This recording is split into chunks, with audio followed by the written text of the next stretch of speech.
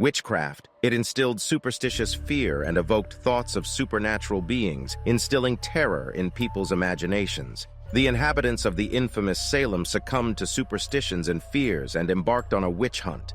Innocent women were taken from their homes and accused of the gravest of evils. By the time the residents of Salem regained their senses, 24 of their neighbors had been hanged in the town square. However, 3 centuries later, witchcraft not only thrives in Salem, but also aids in the fight against evil.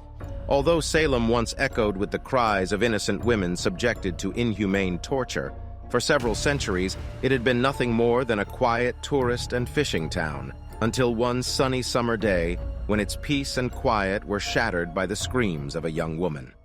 Martha Laurel Conant moved to Salem in the late 1980s because her ancestor was Roger Conant, the one credited with founding the town. Additionally, she loved the Willow district of Salem as she had always dreamt of living by the ocean.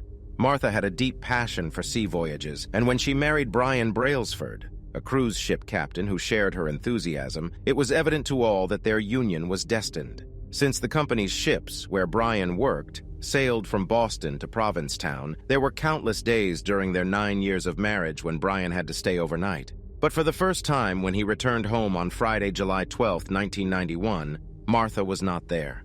It was clear that she had been missing for a while. The house had no lights on, even though it was getting dark, and Martha hadn't brought her painting inside, which she had been working on outside. Brian waited for a while, gradually becoming more anxious. He tried to figure out where she could be. Martha worked as an interior designer, and her work wouldn't have urgently called her in. She was so punctual and consistent in her habits that you could set your watch by her.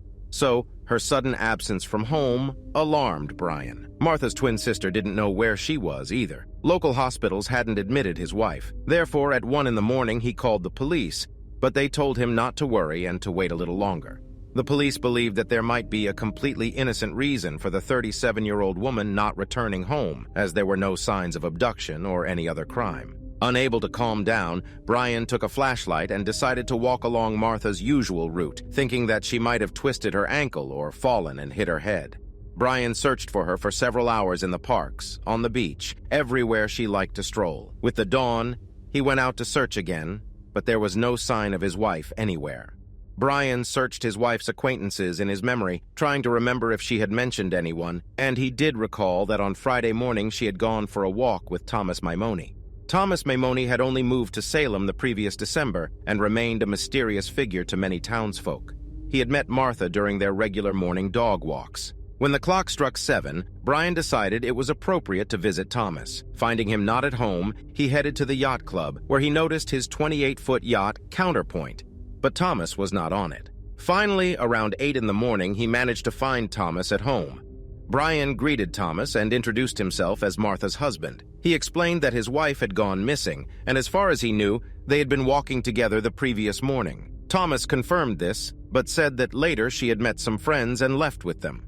Brian asked if he had offered Martha to go for a yacht ride with him. Thomas replied that he hadn't been on the yacht at all on Friday and would never have suggested a boat ride to Martha. He assured Brian that instead he would have invited him to join them, and had invited his own girlfriend. Brian knew that Thomas had recently lost his wife to cancer. Martha, being a very kind and compassionate woman, had sympathized with the grieving widower and tried to lift his spirits during their walks. So when Thomas casually mentioned that he would have invited his girlfriend for a yacht ride, a vague sense of unease crept into Brian's mind. On Saturday, Brian finally managed to persuade the police to investigate his wife's disappearance, and Salem detective Konrad Prosniewski took on the case. Detective Prosniewski spoke with Thomas, who insisted that he had last seen Martha at 7 in the morning on Friday. They hadn't been on his yacht, and he wouldn't have invited a married woman for a boat ride because rumors could spread. However, in such a small town, it didn't take the police long to establish that Martha had indeed been on his yacht on Friday around 1 p.m. at the Willows Pier. Over the weekend, Thomas was leaving town, and on Monday, July 15th, Detective Prosniewski went to his house again for a second round of questioning. To his surprise, a woman who introduced herself as Patricia Maymoni, Thomas's wife, answered the door. It turned out that Thomas was not a widower, and his wife genuinely believed he was the perfect husband. But Thomas had not only lied about his marital status. When pressed by the detective, after a short pause, he admitted that Martha had boarded his yacht, but he thought she would come with her husband. Almost immediately, Martha had disembarked and continued her walk, while Thomas had anchored near the yacht club, where he stayed until 6 p.m. before returning home. Investigating Thomas's story, the police found a witness, Dr. Ronald Plotka, a dentist who had been Martha Brailsford's dentist for the past 10 years. He stated that he was on the coast, Winter Island Landing, from noon to 2 p.m., and did not see Martha. However, he claimed that if a woman had disembarked on the shore, he would have definitely noticed her. Detective Prosniowski had to speak with Thomas once again. Thomas initially tried to stick to his previous story, but upon learning about the dentist's testimony, he offered yet another version of the events from Friday, which was now the third version. He claimed that he and Martha had sailed the yacht all the way to Gloucester. As sunset approached, they turned back towards Salem. However, the front sail got tangled, and when Martha tried to help, a strong wave hit the yacht, causing the woman to hit her head on the mast. She attempted to grab onto the sail but couldn't hold on and fell into the water. Thomas asserted that Martha had drowned before he could assist her. He admitted that he hadn't contacted the Coast Guard because he was afraid Patricia, his wife who was visiting her mother in Kansas, would find out that a woman had been on his yacht. As Martha was an excellent swimmer who could cover long distances if needed, her relatives and acquaintances thoroughly searched all nearby beaches, various coves, and small islands where she might have ended up after falling overboard. The residents of the small town knew and loved Martha because she was a very kind, compassionate, and friendly woman. Therefore, many rushed to join in the search efforts. However, despite their best efforts, 5 days after she was last seen, Martha remained unfound. Desperate for any leads, investigators turned to an unconventional source of information, Salem's official witch, Lori Cabot. The police hoped that by using her abilities, she could help narrow down the search area. Lori asked for a photo of the missing woman and, entering a trance-like state, saw Martha on a yacht with a man. The man wasted no time and began to make advances towards his companion, becoming increasingly insistent. When met with rejection, he turned into a savage beast and started beating Martha. While she lay unconscious, the man tied an anchor to her ankle and fastened a heavy diving belt around her waist before heartlessly tossing her overboard. Lori assured the police that Martha's body was still attached to the anchor and submerged underwater. She even pinpointed the location where they would find her, near a small island with a visible lighthouse. The police understood that Lori had painted a quite realistic picture of what might have happened to Martha. They also had no doubt that Thomas Maymoni continued to lie to them, but they lacked the evidence for his arrest. As the saying goes, no body, no case. And there was a significant likelihood that they might never find Martha. However, everything changed when they were called to a harbor about 10 minutes away from Salem. Early on Thursday morning, lobster fisherman William Hooper Goodwin began setting his traps near the southeastern beach of one of Salem's islands, Children's Island. When the last trap surfaced, the fisherman noticed an anchor tangled in it. Along with the anchor, a 4-meter rope was pulled up to the surface, attached to a human ankle. The body was naked, and after spending several days at the bottom of the ocean, it had almost turned into a skeleton. Nevertheless, it was quickly determined that it was Martha Brailsford. Just as Lori had predicted, she was discovered near a small island with a visible lighthouse, and she was attached to an anchor and a heavy belt. When Martha visited the dentist 3 months before her death, her teeth were in excellent condition. She took great care of them, and after a post-mortem examination revealed damage to her 2 lower teeth, it became clear that she had received several severe blows shortly before her death. However, despite the signs of injury on her body, the forensic expert concluded that Martha died after being thrown into the water. The heavy anchor attached to Martha's ankle spoke volumes to the investigators, and it was enough to arrest Thomas for her murder. However, he disappeared. Evidently, he had heard rumors that Martha had been found and realized that authorities would come for him. It didn't occur to the detective that he might flee because he had never evaded police contact before. Unfortunately, they were only 10 minutes late. Once again, the detectives turned to Lori for assistance. Immersed in a trance, she managed to see Thomas standing in front of a mirror, shaving off his mustache. She sensed that he was scared, didn't know where to go, and was contemplating heading southwest or north. Eventually, he decided to flee to Canada. Providing all this information to the police, Lori thought there might be something more she could do. She decided to cast a binding spell on Thomas to disrupt his plans. Creating a straw doll and binding it with a cord, she named it Thomas, and wished for him to make a foolish mistake that would lead to his capture. 3 days later, a police officer from a small town on the Canadian border responded to a call from local residents. They had noticed an unfamiliar car near a cabin that was supposed to be vacant. When the police officers arrived on the scene, they found signs of a break-in, and inside, a man who was peacefully sleeping on the couch. The intruder turned out to be Thomas Maymoni. Just as Lori had predicted, he had shaved his mustache and intended to cross the border into Canada. It's hard to argue that he had made a significant mistake by breaking into that cabin and staying there until neighbors noticed his car and called the police. Now, instead of a new life in Canada, he faced a trial in Massachusetts. After Thomas Maymoni's arrest, other women came forward to the police, sharing that they had also been on Thomas's yacht, sympathizing with the charming widower. However, when left alone with the women, he would suddenly drop his facade of friendliness and become rather aggressively forward. One woman even admitted that she would prefer to jump overboard and attempt to swim to shore than stay with him on the yacht.